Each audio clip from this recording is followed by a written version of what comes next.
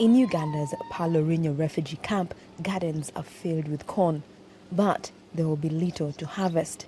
Father of 9, Eid Alfred, says in the past his garden yielded 2 bags of corn, but with the prolonged drought this year, he expects nothing.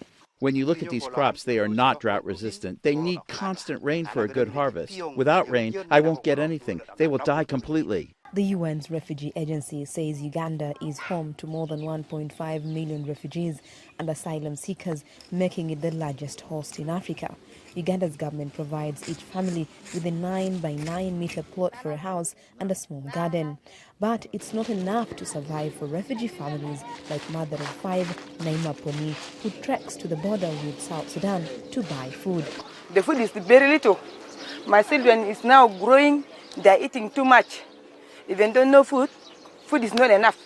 The UN says it has only received 27% of the funding needed for refugees in Uganda, so it has been forced to switch for the first time to targeted assistance from July 1st.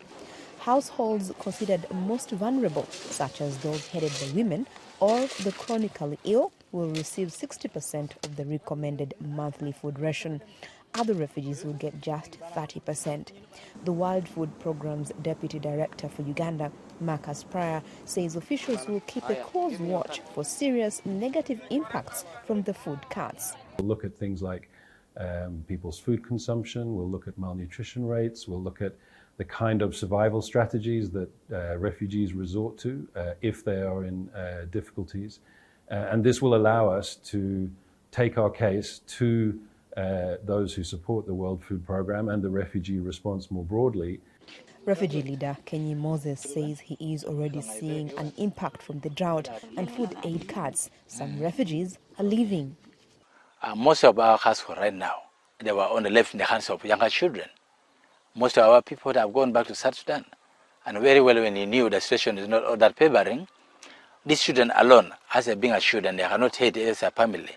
The World Food Programme in Uganda says it needs at least $64 million to support the refugees until the end of the year. Halima Athmani for VOA News, Palorinya Refugee Camp in Obongi District, Uganda.